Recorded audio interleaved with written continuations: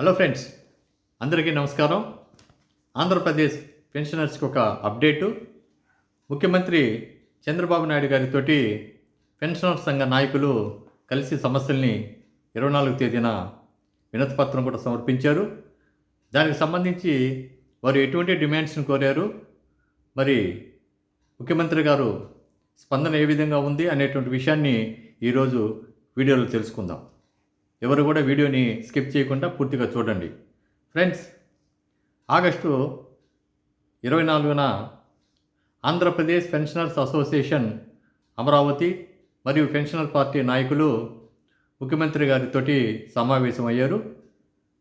ముఖ్యమంత్రి కార్యాలయం నుంచి అంతకుముందు రోజు వారికి పిలుపు వచ్చింది. ఆ సందర్భంగా వీరు వారిని విడివిడిగా కూడా కలవటం జరిగింది. అయితే ప్రధానంగా కోరినటువంటి అంశాలంటే ఆంధ్రప్రదేశ్ పెన్షనర్స్ అసోసియేషన్ అమరావతి వారు ఇచ్చినటువంటి వినతి పత్రంలో కానీ మనం పరిశీలిస్తే ప్రధానంగా వాళ్ళు 4 అంశాలని కోరారు. ఒకటి ఏంటంటే పెన్షన్పై 3% అదనపు పెంపు చేయాలి అని అడిగారు. అంటే ఏంటంటే ప్రస్తుతం అందుతున్నటువంటి పెన్షన్ మీద 3% అంటే అదనపు పెన్షన్ ఇవ్వాలన్నారు.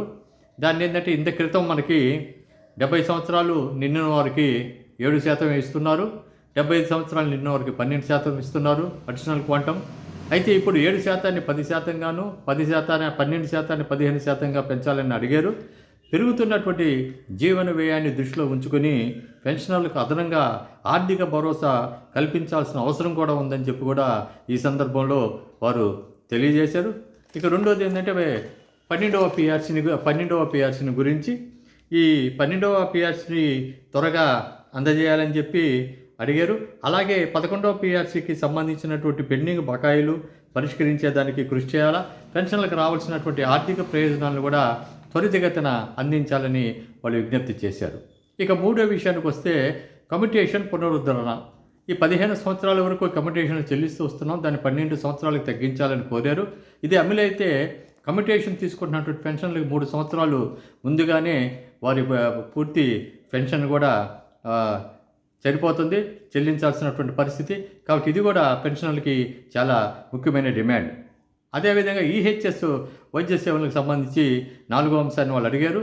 పెన్షనర్లు వారి కుటుంబ సభ్యులకు ప్రైవేట్ ఆసుపత్రుల్లో చికిత్స పొందే సమయంలో ఎదురవుతున్నటువంటి ఇబ్బందుల్ని, సమస్యలన్నీ కూడా పరిష్కరించాలని చెప్పి వాళ్ళు కోరారు. అదేవిధంగా వైద్య సేవలకు సంబంధించినటువంటి ఈ బకాయిలను కూడా త్వరగా చెల్లించాలని చెప్పి కూడా చెప్పారు. పెన్షనర్కి ఇబ్బంది లేకుండా వైద్య సేవలు అందేలా చర్యలు తీసుకోవాలని కూడా వాళ్ళు విజ్ఞప్తి చేశారు. ప్రభుత్వం కూడా ఏంటంటే పెన్షనర్లు అనేవాళ్ళు ప్రభుత్వ సేవలో దశాబ్దాల పాటు పనిచేసిన వారు, వారి డిమాండ్లను ఆర్థిక భారంగా కాకుండా సామాజిక భద్రతకు సంబంధించిన అంశంగా పరిగణించాలి. పెన్షనర్ సంఘాలతో చర్చించి స్పష్టమైనటువంటి నిర్ణయాలు తీసుకోవాల్సినటువంటి పరిస్థితి ఉంది. మరి ఈ సమావేశానికి ఈ చంద్రబాబు నాయుడు గారితో జరిగినటువంటి ఈ సమావేశంలో ఆంధ్రప్రదేశ్ పెన్షనర్ అసోసియేషన్ అమరావతి చైర్మన్గా ఉన్నటువంటి జి పూర్ణచంద్రరావు గారు, అదేవిధంగా కోఆర్డినేటర్ విజయం చౌదరి గారు హాజరయ్యారు. ఇంకా పెన్షనర్ పార్టీ తరఫున సుబ్బరాయన్ గారు తదితరులు వాళ్ళు కూడా హాజరయ్యారు. ఏదేమైనా కూడా చాలా రోజుల నుంచి కూడా స్తబ్దతగా ఉంది. పెన్షనర్లకి అనేకమైనటువంటి సమస్యలు ఉన్నాయి. పెన్షనర్ సంఘాలు కూడా వాళ్ళ దృష్టికి తీసుకోపోయినాయి. ఉద్యోగస్తుల సమస్యలతో పాటు పెన్షనర్ సమస్యల్ని పరిష్కరించాలని చెప్పి మరి గౌరవ ముఖ్యమంత్రి చంద్రబాబు నాయుడు గారి కార్యాలయం నుంచి వీరికి పిలుపు రావటం అనేది కూడా మనం ఆనందించాల్సిన విషయం.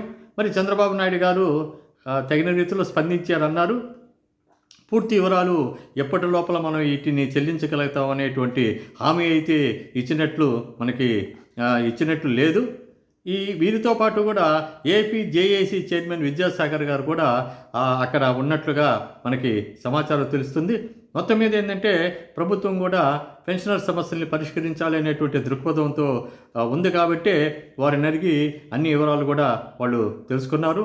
కాబట్టి ఎప్పటికప్పుడు మీకు పెన్షన్ సమస్యలపై మరిన్ని విశ్లేషణాత్మకమైనటువంటి సమాచారాన్ని నేను మీకు అందిస్తాను. ఇది ఇప్పుడున్నటువంటి అప్డేటు. కాబట్టి అజయ్ కాలంని మీరు సబ్స్క్రైబ్ చేసుకోండి. వీడియో నచ్చినట్లయితే లైక్ చేయండి, మీ మిత్రులందరూ కూడా షేర్ చేయండి, అదేవిధంగా హైప్ చేయండి. మెంబర్స్గా కూడా జాయిన్ కావండి.